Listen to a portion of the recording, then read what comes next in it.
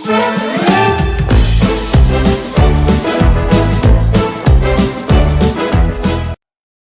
semua, Assalamualaikum warahmatullahi wabarakatuh. Waalaikumsalam warahmatullahi wabarakatuh. Kembali lagi bersama saya Asfia Maulasari, host kalian yang akan menemani Anda pada podcast Jujur.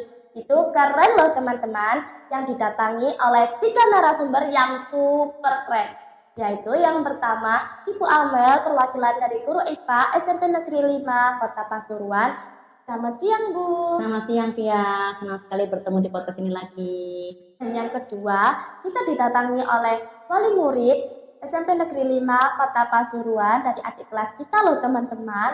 Selamat siang Ibu Ike. Selamat siang, terima kasih atas undangannya. Sama-sama. Dan yang ketiga, dari anggota OSIS SMP Negeri 5 Kota Pasuruan, yaitu Kak Clareta. Selamat siang Kak. Selamat siang Pia, selamat siang semuanya. Siap bahas kejujuran nih. Nah, kita masuk segmen pertama. Langsung saja nih Bu, kacamata Bapak atau Ibu Guru, kenapa sih nilai kejujuran dianggap penting, fondasi yang paling penting di sekolah? Ya, pertanyaan sangat bagus sekali, Pia. Jadi kenapa sih kejujuran itu merupakan fondasi yang sangat penting yang ditanamkan untuk anak-anak kita peserta di SMP Negeri 5 Pasuruan? Ibaratnya seperti rumah, kalau tidak ada fondasi kira-kira seperti apa? Akan roboh Ya, rumahnya. akan cepat rubuh, akan tidak tahan lama berdirinya. Nah, samanya seperti itu. Jadi kejujuran itu merupakan fondasi utama. Dalam agama pun, kita agama Islam, kejujuran itu merupakan salah satu bentuk keimanan sejati.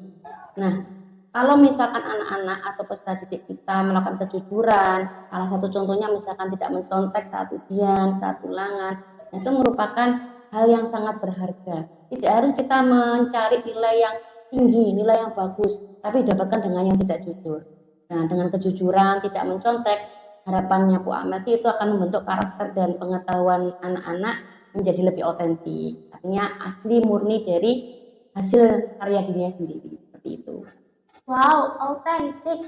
Suka banget dengan kata-kata itu. Menurut pandangan Kak Clareta, tantangan terbesar apa sih buat jujur di situasi seperti itu? Paling besar itu ketika kita lagi ulangan harian dan kita belum belajar sama sekali. Godaan ke kanan kiri itu sangat besar. Paling baik itu jujur aja sih. Ya, betul. Karena itu anak-anak itu nggak pede dengan jawabannya mereka sendiri. Ada anak yang pintar, juara 1 misalkan. Tapi ketika ujian anak nggak pede, dia noleh atau memberikan contekan. Nah, menurut saya itu sih godaan terbesarnya ya, Clareta. Jadi kalau kamu jujur, itu apresiasi banget dari Bu Amel. Nah, menurut berbicara soal fondasi, itu kan pasti dimulai dari rumah kan, Bu? Betul. Nah, menurut Ibu Ike, sebagai orang tua, bagaimana sih caranya menanamkan dan mempraktekkan kejujuran dalam keseharian di keluarga? Kuncinya ada di contoh nyata. Kita tidak hanya harus jujur, anak menyuruh kita jujur, kita juga harus konsisten jujur. Jadi contoh ya Bu ya. Misalnya kita ada tamu, jangan mengatakan pada anak kita kalau tidak ada di rumah. Katakan kalau kita ada juga di rumah gitu. Iya. Memang itu ya banyak terjadi ya Bu ya. Misalkan malas nemui tamu, hanya nyuruh anaknya bilang kalau mama nggak ada, bilang mama tidur gitu. Soalnya itu nggak usah dilakukan sih, karena itu kan contoh untuk anak-anak kita. Kalau kita seperti itu, ya nggak ada salahnya kalau hanya bohong, karena contohnya kan seperti itu. Jadi harus memberikan contoh yang baik lah, contoh yang jujur untuk anak-anak. Nah, menciptakan safe space, ruang yang nyaman untuk jujur, Kak Clareta, apa dampaknya ketika lingkungan rumah dan sekolah sepaham soal kejujuran? Luar biasa dampaknya dia. Jadi kita nggak bingung, peraturannya jelas dan konsisten. Jadi kita punya pegangan buat kayak baik di rumah maupun di sekolah gitu Bu.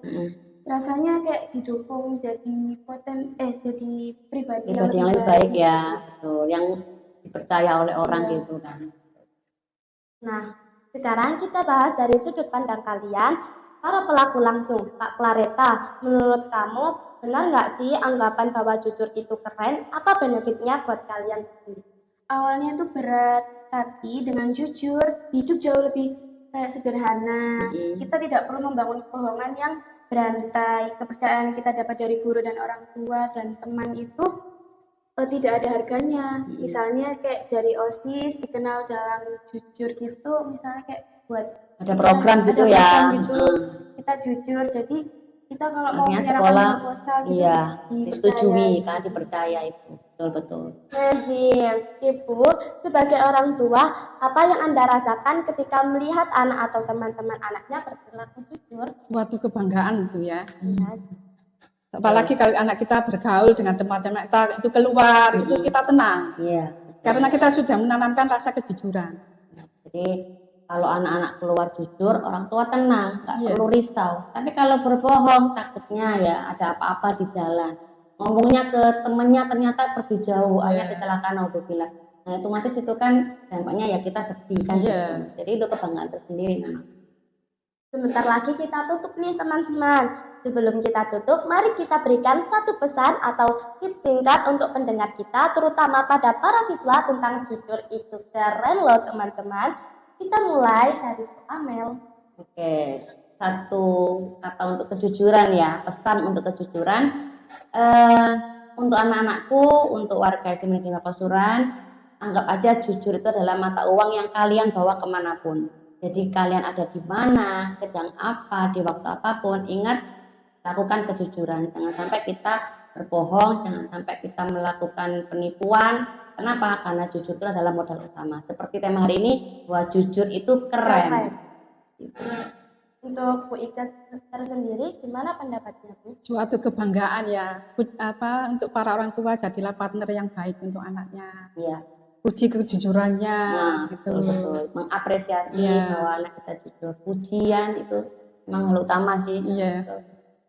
Untuk Kak Clareta, Untuk teman-teman dan semuanya, percayalah jujur itu jadi bikin lebih lega gitu. Jadi lebih baik jujur kayak seperti hal kecil kayak ngebalikin uang yang kelebihan, ngerjain PR. Betul sekali. Kalau misalkan sudah terbiasa jujur itu pasti dalam hati itu kan aduh kok berat gitu ya, kok gini ya tadi. Tapi kalau sudah terbiasa nggak jujur, nah itu akan menjadi karakter yang menjadi penyakit lah istilahnya. Kan penyakit kan tidak hanya penyakit fisik ya. Nah, bohong itu kan juga penyakit hati itu. Nah, kalau betul yang kata Kareta, misalkan kayak ke kantin, harusnya itu apa namanya itu nggak ada kembalian, dia minta kembalian. Iya. Nah, kalau lama-lama seperti itu menjadi penyakit gitu yang akan menyebar ke tubuhnya. Nah, terima kasih teman-teman. Sekian podcast pada kesempatan kali ini. Saya Asfia Maulasari, host kalian, mengucapkan terima kasih atas kesempatannya. Oh iya nih Bu, Pak, sebelum kita tutup, boleh nggak kalau aku bilang jujur itu, nanti kalian jawab keren loh teman-teman. Oke, siap.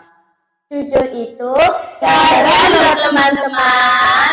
Bye-bye. Assalamualaikum. Waalaikumsalam warahmatullahi wabarakatuh.